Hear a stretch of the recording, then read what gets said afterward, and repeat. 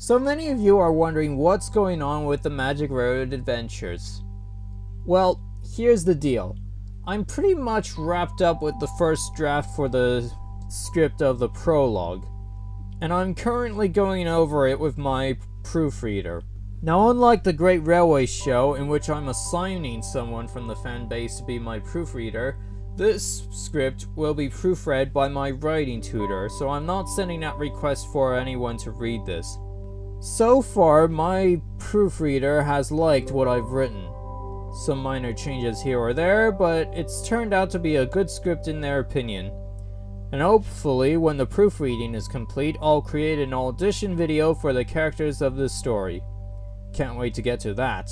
I've also been working on set designs, but I'm a bit behind in acquiring the engines needed for the special. I've also decided that I'd be making my own 00 scale lady model, and I don't mean taking an Ertl model or a Bandai model and kit bashing them. I'm going to make this engine completely out of scratch. Those of you who have followed me on my various accounts, YouTube channel 1995 Express, the Magic Red Adventures Facebook, the MRA author on Twitter, and my threads on the SIF and TNF wiki forums, will know that the Magic Red Adventures comprises of 3 series: the Legend, the Battle, and the Aftermath. Additionally, a special full-length movie will be tied to these 3 series: the Prologue, the Beginning for the Legend, Mystery of the Magic Engine for the Battle, and Thomas in the Golden Age for the Aftermath.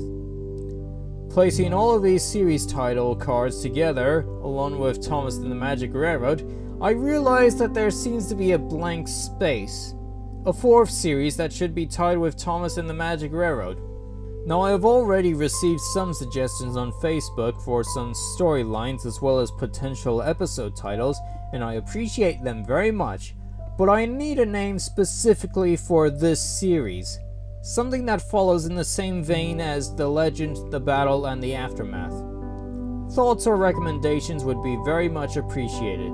And if you'd like, you can also toss some other story ideas to me, as this series is quite late in development compared to the other 3 series, and there is so much to fill in to create the series.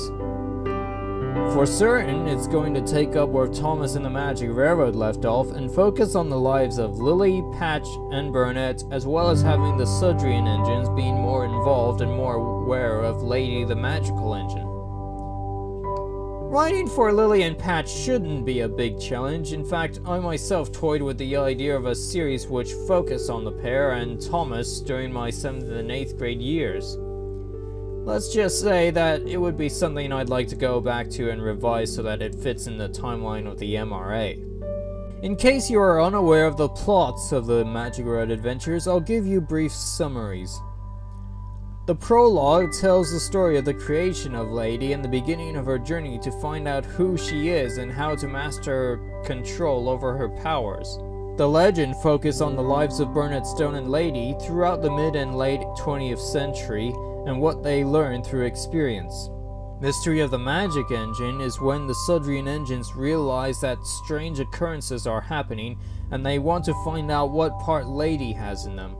In the Battle series, Lady, Lily, Patch, and the Sudrian engines take expeditions around the globe to stop their enemies from stealing ancient mystical artifacts and to prevent an uprising of evil. This series is the only one that takes place in one year, 2012. In Thomas and the Golden Age, everyone has to join together to prevent the end of the world from happening in order to ensure the transition from the Bronze Age to a Golden one. And the Aftermath follows their lives afterwards with the occasional villain to fight off.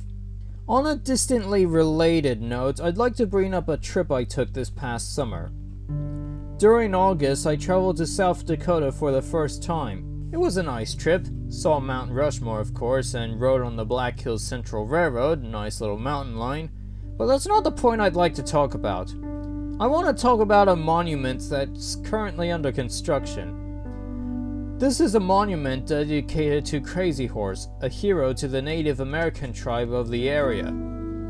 Crazy Horse was involved in a battle between the Native Americans and white settlers, and he refused to leave the lands where he lived. More specifically, he said, and I quote, My lands are where my people are buried." Unquote.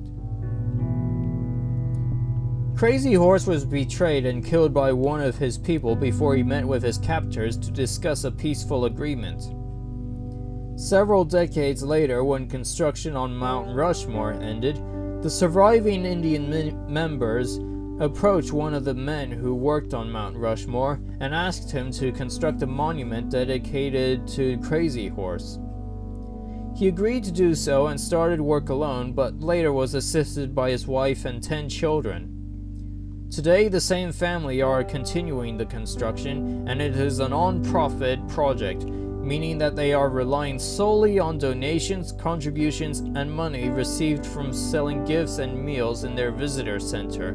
Unlike Mount Rushmore, which was government-funded and was left apparently incomplete when the construction crew went bankrupt and the government refused to back them up. Now, an important factor that I must bring up is that the Native American people of the area is of the Lakota tribe. This is the same tribe that Billy Two Feathers in Shining Time Station is a member of, as well as Russell Means, who played him in Thomas and the Magic Railroad.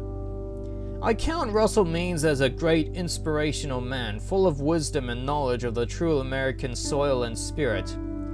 He was very supportive of the director's cut of Thomas and the Magic Road, and he believed in the potential of it being released to the public audience. And if a Native American has confidence in the director's cut of Thomas and the Magic Railroad being a great film, better than the released cut, that's good enough for me to support the cause to have it released.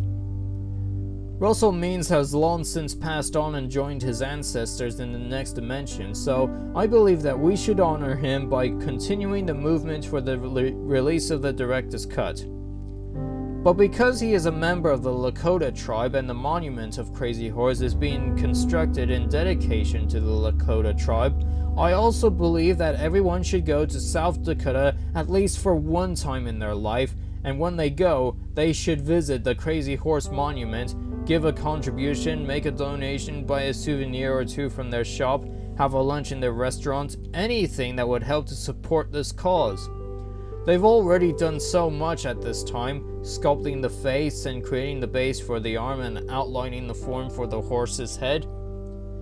But they've also got a lot more progress to get through. The sculpture itself is going to be one of the largest creations ever made. It's going to be taller than the Washington Monument, taller than the Eiffel Tower. In fact, it's going to be so big that all 4 heads of Mount Rushmore could fit inside the head of Crazy Horse.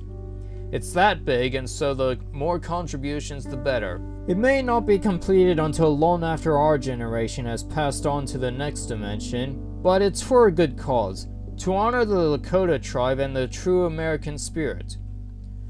Not only that, but the money is also going into creating a special community for the Lakota tribe and other Native Americans at the site of the monument, with a hospital and college included.